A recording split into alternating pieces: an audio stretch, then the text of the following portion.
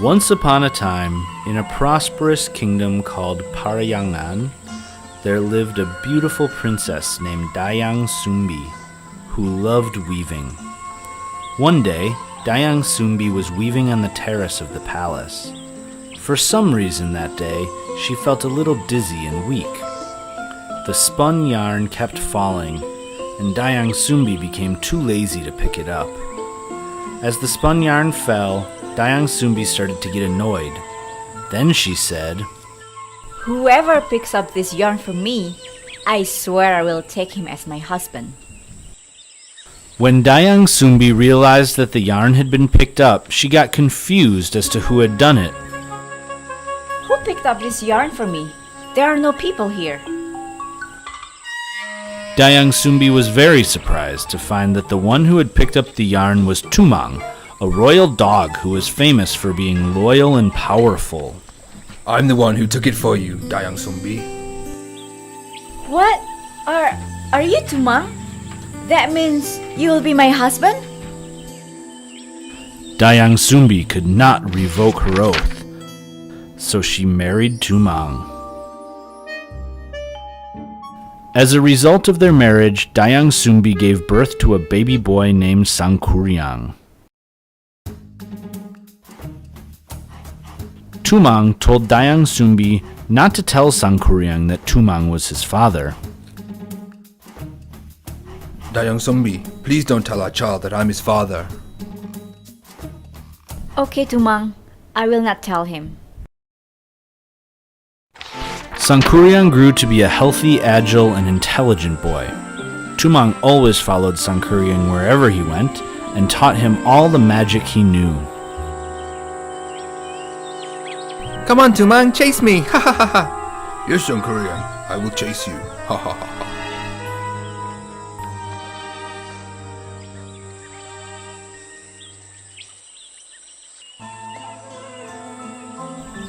Sangkuriang thought Tumang was just a pet. He did not know that Tumang was his father. One day, Dayang Sumbi asked Sangkuriang to go hunting to get food for a party in the palace. Sangkuriang, my child, go hunt in the forest with Tumang. We need meat for the party. Yes, mother, I will definitely bring back a lot of meat. Sangkuriang went to the forest accompanied by Tumang. Unfortunately, when night fell, he still hadn't found any success. Annoyed, Sangkuriang killed Tumang and handed over his meat for the palace party. Dayang Sumbi did not know it was Tumang's meat. She thought it was meat from the hunt. Mother, this is what I got from the hunt for the palace party later. Wow! Thank you, my child. After the party was over, Dayang Sumbi asked the whereabouts of Tumang, who hadn't been seen at the palace party. My son, do you see Tumang? I've been looking everywhere, but he is nowhere to be seen. Finally, Sangkuriang admitted what he had done. Mother, I've killed him. And the meat I gave to you, it's his meat. What? Why did you do that, Sangkuriang? Dayang Sumbi couldn't hold back her anger. She hit Sangkuriang in his forehead, leaving a deep wound. Forgive me, Mom. Forgive me. Please, please forgive me. Because of what she had done to Sangkuriang, Dayang Sumbi was expelled from the palace by the king. No matter what he had done, Sangkuriang was the heir to the throne and the future king. No one could hit him. Dayang Sumbi left the palace. As time passed, Sangkuriang grew into a handsome, powerful, and respected young man. One day, he went hunting in the forest. He was pleasantly surprised when he came across a gorgeous girl. Who is that girl? She's so beautiful. Sangkuriang did not know that the woman was Dayang Sumbi, his mother. She also didn't recognize him. They fell in love with each other, and Sangkuriang didn't take long to propose to Dayang Sumbi. Dayang Sumbi accepted the proposal. She still did not know it was Sangkuriang, who had grown up. All right. I'm willing to be your wife. You are a handsome young man. However, before their wedding day, Dayang Sumbi noticed the scar on Sangkuriang's forehead that was precisely the same as her first child had had. Oh my god! This young man is my son Sangkuriang. The scar on his forehead is still there. He is indeed my child. Dayang Sumbi immediately looked for a reason to cancel her marriage to Sangkuriang. Sangkuriang, you can marry me, as long as you can fulfill my request. What is your request, O beautiful girl? Dayang Sumbi had thought long and hard to come up with a request that Sangkuriang could never fulfill. I want you to turn the valley into a dam and make a boat to cross the water. It must be finished before dawn. Dayang Sumbi's request was difficult, but Sangkuriang did not want to lose Dayang Sumbi. Okay, I'll make all your requests come true. Sangkuriang harnessed all his magic powers. He invited spirits and jinn to help him. These powers had been taught to him by Tumang, his father.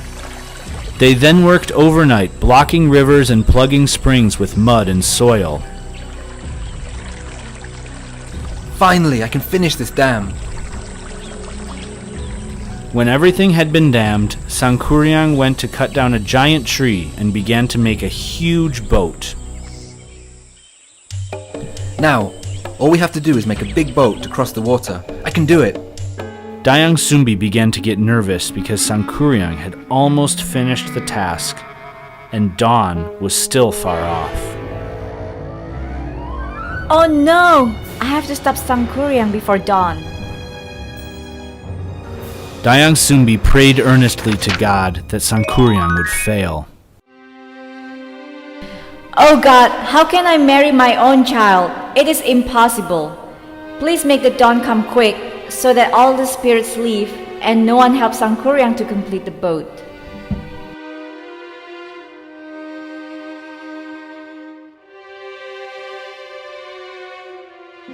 A miracle occurred, and the sun rose early. Is it morning already? I haven't finished yet. Sangkuriang was very angry when he found out he had been cheated. Who are you? Tell me the truth. You fooled me. How could you? Dayang Sumbi cried at Sangkuriang's words. How can I marry you, my son? Actually, I am Dayang Sumbi, your real mother. Sangkuriang did not believe what he was hearing. He was angry. Impossible! I don't believe you! Impossible! No!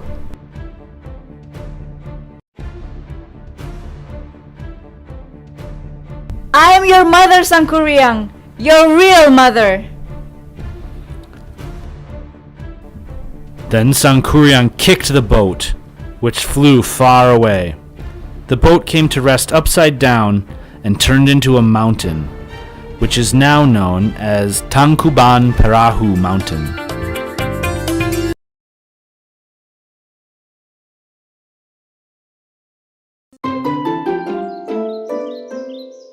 Once upon a time, while the summer was still blooming, the animals living in the forest, the birds and the insects, were making the most of the summer. And of course, they had no trouble finding food. It was an ordinary day for the lazy grasshopper. He was eating the roots of the herbs he had picked, whilst playing the violin and singing under a tree. Oh, what a lovely day! La la la, I'll play and sing along with my violin.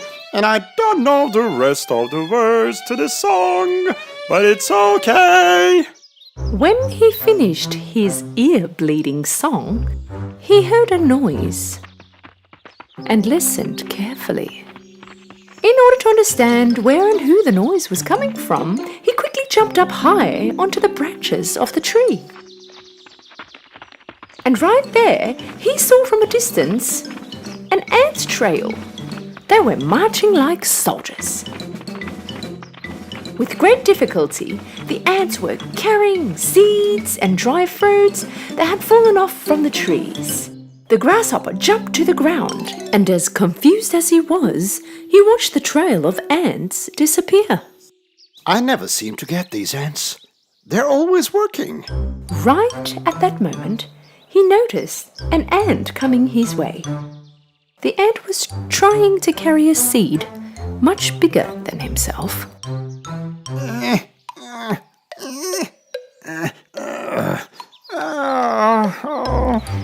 Just as he was passing the grasshopper, the ant dropped the seed he was carrying.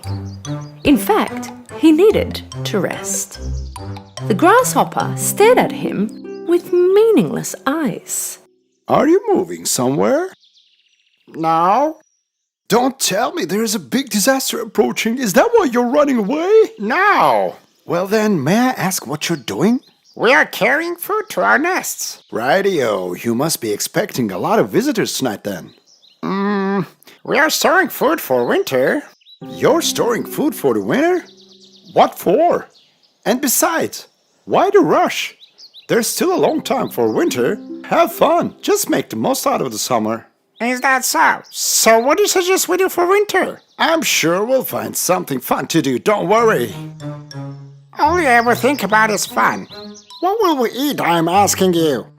I'll think about that when winter starts. Now it's summer and there's plenty to eat everywhere.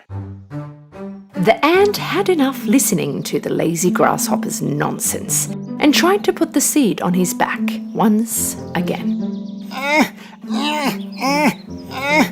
I must keep up with my friends. Will they help me to put the seed on my back? A singer and an artist like me shouldn't carry such heavy things. After hearing such an answer from the grasshopper, the ant gave the grasshopper a rather interesting look and continued to try and put the seed on his back. I suppose I could give you a little help. The grasshopper picked up the rather small seed off the ground and placed it on the ant's back. The ant thanked him and continued on his way. What a useless and empty effort. The grasshopper continued to lay under the tree. After having something small to eat, he continued to play his violin. Oh, what a lovely day. La la la. I'll play and sing along with my violin. And so I couldn't make up the rest. La la la la. Right at that moment, a squirrel took his head out of the tree. Enough! Please, it's enough! Go and sing your song somewhere else! I'm trying to rest here! The instant the grasshopper stopped his singing, he took a glance at the squirrel, grabbed his violin, and he took off. They don't know how to appreciate an artist in this forest. As the hot summer days continued, the ants continued on carrying food to their nests, while the grasshopper continued to eat, walk around, have fun playing his violin, and sing. Finally, the cold winter had arrived. One morning, when the ants woke up, they had a look outside from their nests and saw that everything was covered in white snow. All the little ant could think of was the other animals living in the cold, freezing and hungry. On the other hand, due to all the plants being covered with snow, the grasshopper hadn't eaten a single thing for days. He was shivering, had lost all his strength, and wasn't able to play the violin or sing. With great strength, he was trying to walk on the snow. Suddenly, he thought about the hot summer days. How nice were those days. Everywhere was covered in food. I had a full stomach. I was always happy. At that moment, he thought about the ant. He carried food to his nest all summer long. Later he realized he didn't like this idea. He he had made fun out of him during the summer. Would he help him now, he wondered? And now it was way too cold for the grasshopper to walk. It's no time to be proud. I have to find the ant's nest and ask for help. He headed straight to the ant's nest. He stood in front of the door and yelled. Is anybody there? Please help. Who is it? From the nest he heard a noise. The grasshopper, with his last strength, answered. My dear friend, ant, it's me, grasshopper. Please take me in. By this time, hearing all that was being said, the queen ant approached the little ant. What's going on? Who wants help? Just a lazy grasshopper that sits around, sings all day, my queen. I think he is hungry and seeks help. Anyone who ends up at our doorstep and seeks help should not be rejected. The queen and all the other ants approached the front door of the nest and opened it. The grasshopper was there lying down on the snow because he had no strength anymore. The ants immediately picked the grasshopper up and carried him into the nest. The grasshopper came to himself thanks to the warmth of their nest. They gave him water and food. Now he was feeling much better. The grasshopper thanked the queen and walked next to the little ant. I have been very unfair to you. While you were working all summer long, I sat down and just sang.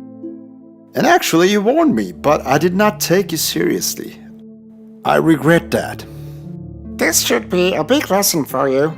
We also would like to have fun all summer long, but we do have to think about the future too.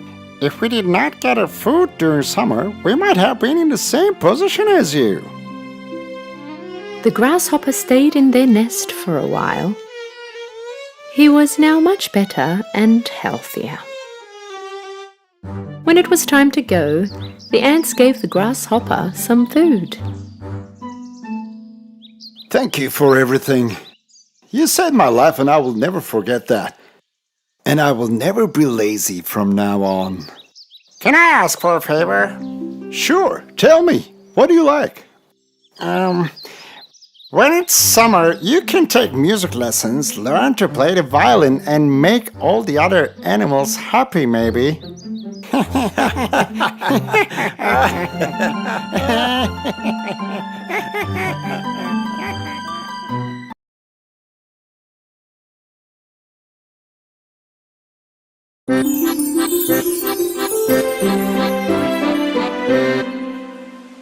Once upon a time, there lived a brother and sister named Hansel and Gretel. Their mother had passed away when they were babies. They lived with their dad in a hut in the forest. Their dad was trying to earn their living by working as a woodcutter and was looking after the kids at the same time. A couple of years passed, and struggling to juggle work and 2 kids at the same time, their dad decided to get married again. The woodcutter's wife was from a wealthy family, and she hated the fact that they were poor, and she had to live in a small ruined hut deep into the forest. Plus, she did not like her stepchildren at all. On a cold winter night, as they were getting ready for bed, Hansel and Gretel heard their stepmother talking to their dad.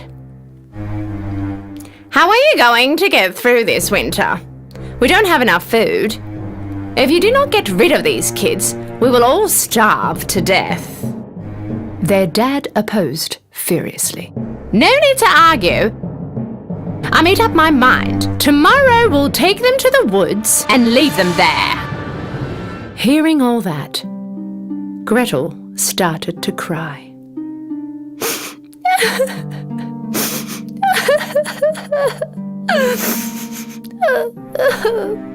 Her brother Hansel comforted her. Please don't worry, Gretel. Somehow we'll find our way back home. Later that night, Hansel snuck out and collected as many pebbles as he could in his pockets.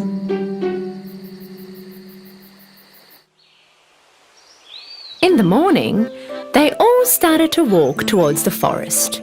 Their father told them that they were going for a family hike. As they were walking, without anyone noticing, Hansel dropped the pebbles to mark the way back. In the afternoon, their dad and stepmother lit a fire and told them that they will be back soon. They walked off and vanished in the woods. Of course, they did not come back.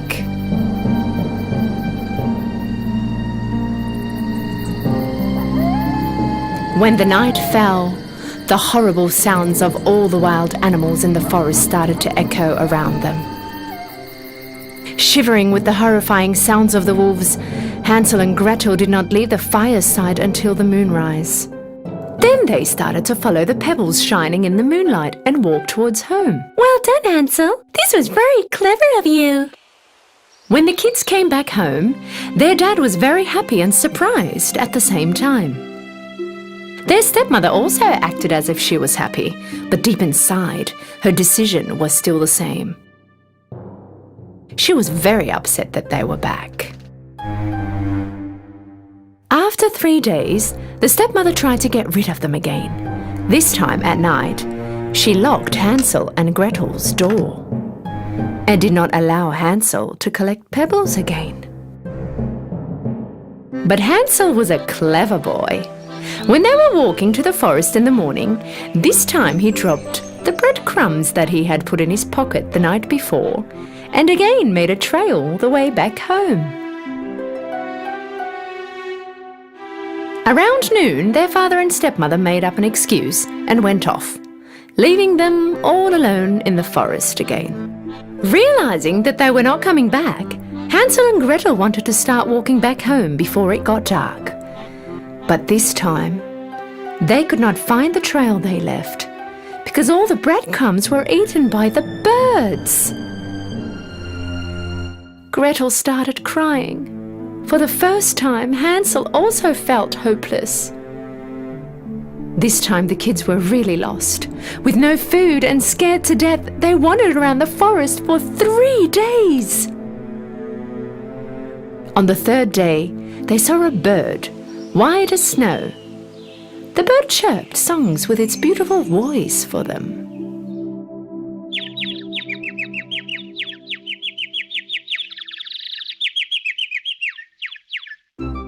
They forgot their hunger for a moment and started to follow the bird. The bird brought them in front of a funny-looking house. This house had walls of bread, a roof made out of cake, and windows of candy, and was covered with colourful cream all around. Hansel and Gretel could not believe their eyes. The house looked incredibly delicious. The kids forgot all about how tired they were and started to run to the house. Just as they were both going to have a bite from the house, they heard a voice from inside. Oh! Now who is nibbling on my house? They looked around and they saw a cute and sweet old lady at the door. When they told her all about what had happened to them, she felt very bad for them, and so she let them in.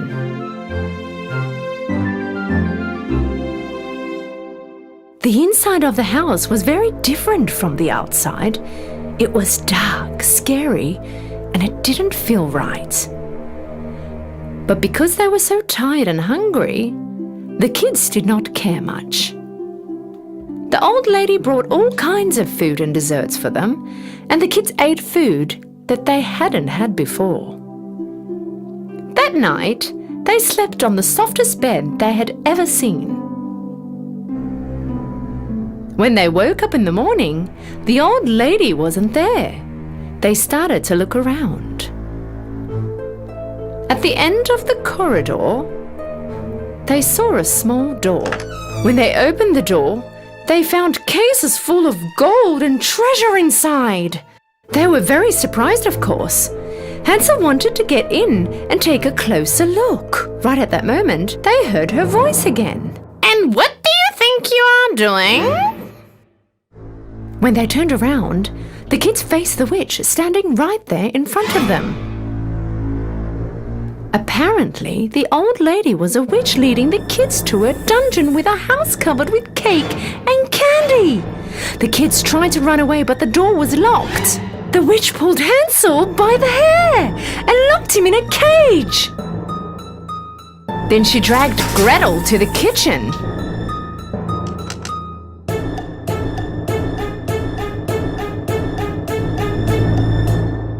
Your brother is too skinny. Cook some food for him and make him fat. When he's in good shape, he'll be a delicious meal for me. But don't you dare eat anything. All the food is only for him. Having no choice, Gretel did what she asked for. Fortunately, Hansel was a clever and wise boy. He decided to trick the evil-hearted witch. Every night when the witch was asleep, he was digging a hole in the ground of the cage. The witch was controlling Hansel every morning to see if he gained weight or not. But Hansel wasn't eating anything his sister cooked. Instead, he was burying them in the hole that he digged. In the meantime, the witch was telling Gretel to cook more. This went on for days until finally the witch had enough. Fat skinny?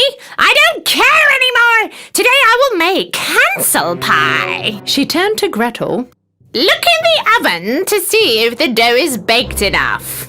Although she was in fear, Gretel was also a wise girl just like her brother.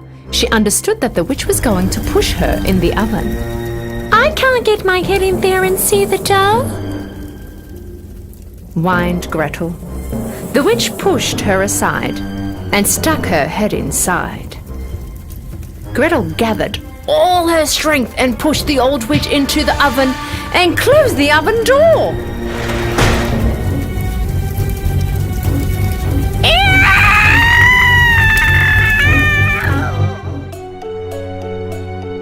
Gretel knew where the witch was hiding the keys. She ran straight away and saved Hansel from the cage. The flames from the oven covered the whole house. Hansel and Gretel ran away from the burning house into the woods, but they did not know where to go. A while later, they came across a river. A giant swan took them one by one to the other side of the river. The kids looked around and suddenly they realized where they were. They ran home as fast as they could. Seeing his kids, Father was full of joy. With tears of joy, he explained to them how their stepmother had gone back to her parents' house soon after they had left them in the forest. And how sorry he was for all that he did, and no matter how hard he had searched for them, they were nowhere to be found. The kids loved their father very much, so they forgave him. But another surprise was waiting for their father. They both reached their pockets and brought out gold and diamonds they had found in the witch's home. Their father could not believe his eyes. All the problems that their family had ever had went away, and they lived happily ever after.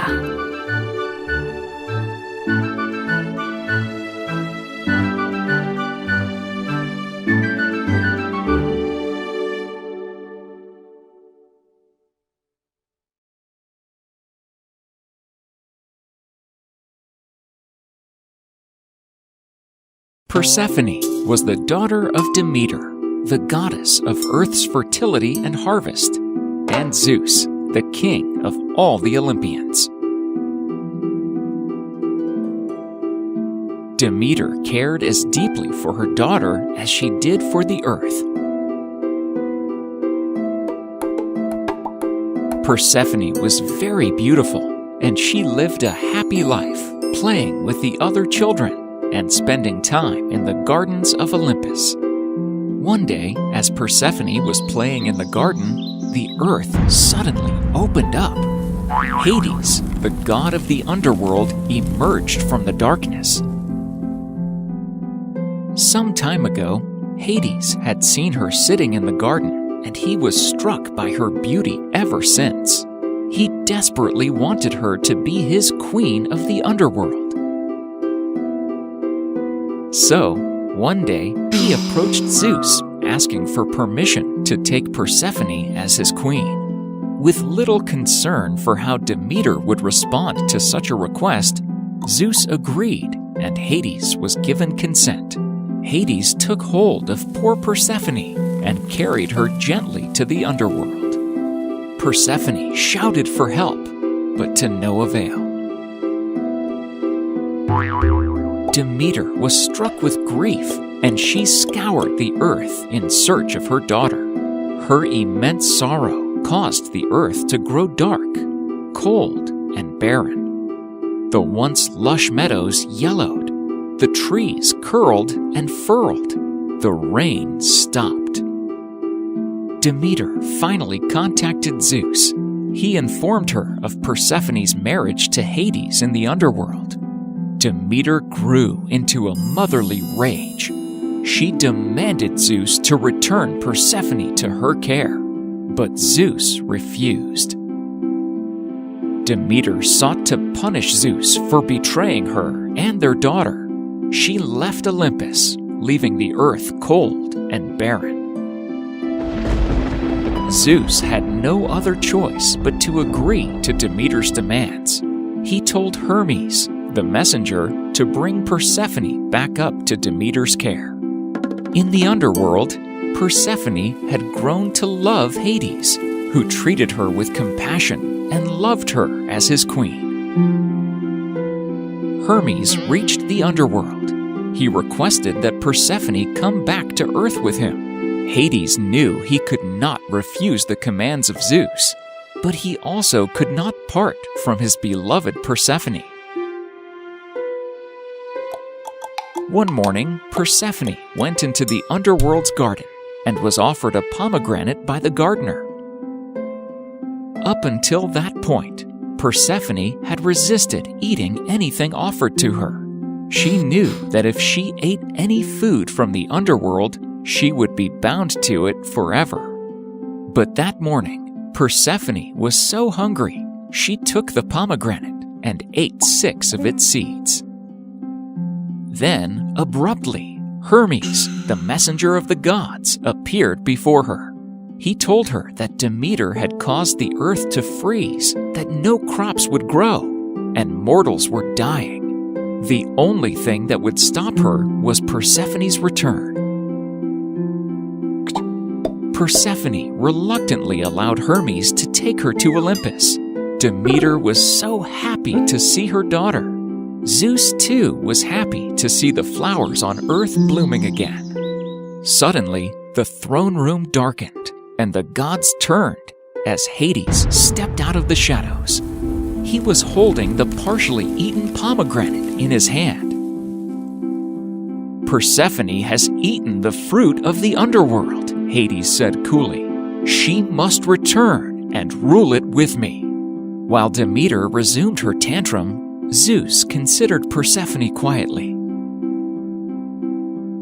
"How many seeds did you eat, daughter?" he asked. Persephone told him, 6. Zeus stood up from his throne, and the assembly quieted.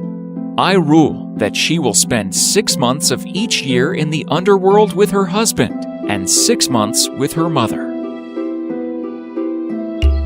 During Persephone's 6 months on Earth, the land was fertile, beautiful, and warm. The meadows were lush and of the deepest green. The rains came often, and drought was unseen. However, when Persephone left the land and entered Hades' domain, the earth was dark with no growth. Demeter grieved for her daughter and had little time to nurture the land. Thus, according to Greek mythology, the seasons were created. The autumn and winter months were when Persephone sat on the throne of the underworld beside Hades, and the spring and summer months were when Persephone was reunited with her dear mother, Demeter.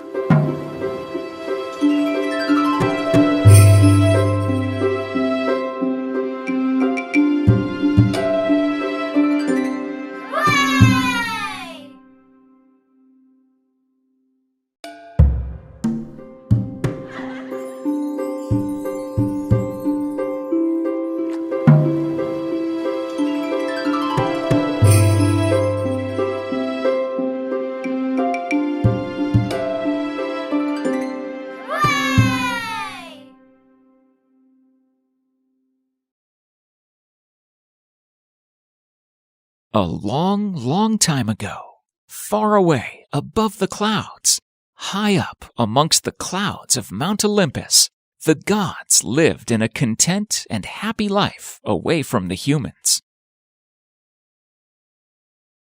They enjoyed all the pleasures of life, while humans were suffering on Earth. At times, when the gods were bored, they would play with the humans on Earth as well. They thought it was good fun by keeping away the fire from people for many, many years. People on Earth could cook and warm themselves using the fire, but without it, they were suffering. Prometheus, the son of Zeus, was a kind and compassionate man who took pity on mankind. When he saw the sorry state of humans on Earth without the fire, he took pity on them. He requested his father to give fire to the humans, but Zeus refused. So one night, he stole the fire from Zeus and gave it to the people on Earth. Zeus was very angry and ordered that Prometheus be chained to the side of a mountain to suffer there for all eternity. But that wasn't enough for Zeus. He decided to punish him further, and this time he decided to trick his son. The gods created a beautiful woman called Pandora and took her to Prometheus. But Prometheus had his doubts. He was afraid that the gods were trying to trick him, so he decided to ignore her. However, his brother, Epimetheus, fell in love with the beautiful Pandora and decided to marry her. They got married, and they lived happily together for many months. One day, Mercury, the messenger of the gods, arrived with a mysterious box. He asked Pandora and her husband to take care of it while he was away. Before he left, he warned them to never open the box. For days, Pandora could not take her eyes off the box. All the time, she wondered what was inside.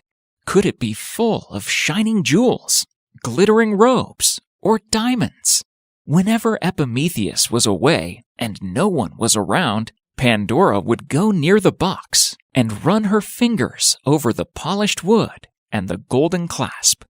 However, one day, she could bear it no longer, and her curiosity overcame her.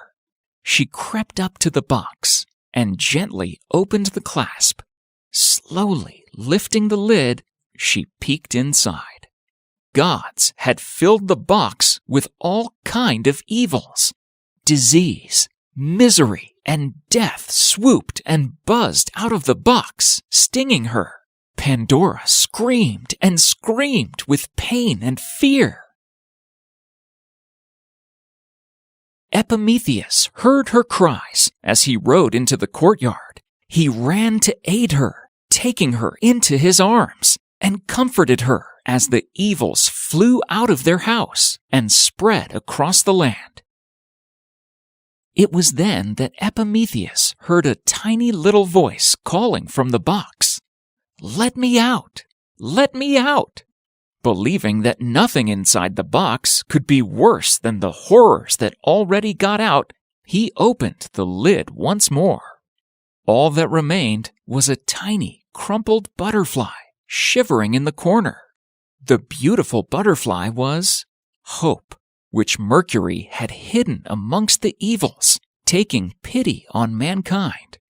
Slowly it unfolded its sparkling wings and brushed them against Pandora, healing her wounds. Ever since, humans have been able to hold on to this hope in order to survive the wickedness that Pandora had let out.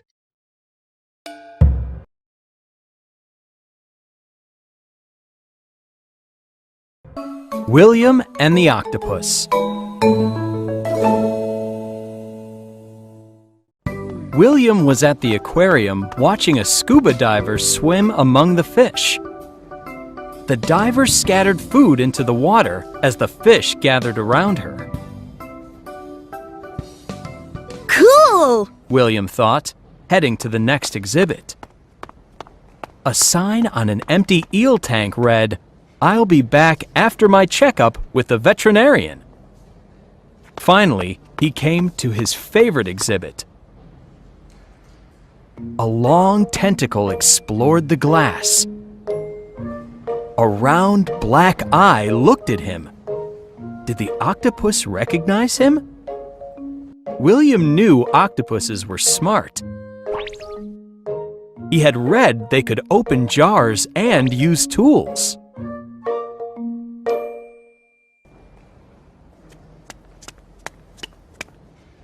You must like octopuses. I see you here often, said a woman. I'm Dr. Blackwell. I'm the marine biologist who takes care of this guy. I love octopuses, said William. I'm saving for a pet octopus. Sea animals need special care, especially an octopus, said Dr. Blackwell. Do you want to see how I take care of our octopus? Yes! Let's go. Dr. Blackwell led William to a room with big water tanks and pumps. These pumps are connected to all of the tanks.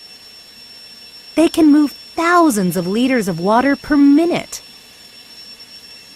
The equipment in this room keeps the tanks clean with filters. We also treat the water to kill algae and bacteria. In the next room is the heating and cooling system. Tropical fish need warm water. I have a heater for my aquarium at home, said William. Our giant Pacific octopus needs cooled water. William frowned. He had never heard of an aquarium cooler. Next, they went into a huge kitchen where chefs were chopping fish and seaweed. This kitchen is held to a higher standard than restaurant kitchens, explained Dr. Blackwell. To keep our animals healthy, we feed them food similar to what they eat in the wild.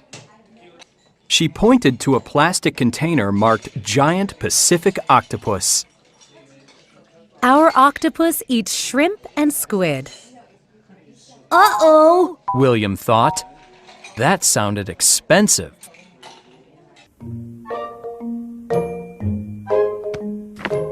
Dr. Blackwell handed William a book. Every animal has special needs. These are instructions for caring for an octopus. it's over 100 pages! Marine biologists study the habitat of each animal. We have to know the right size for each animal's tank. Those instructions also tell us which animals can live together. Clownfish, for example, can live with many other types of fish and sea anemones. But the octopus lives alone, said William. Right. Octopuses will fight and eat their neighbors. William read from the book. Octopuses need a den and don't like bright light. They can be mischievous too. One octopus squirted water at the light over its tank and broke it. She raised her eyebrows. What will you do if your pet octopus inks his tank? William sighed. Oh, I guess octopuses are difficult pets. You can always come visit our octopus, Dr. Blackwell said. Thanks, Dr. Blackwell.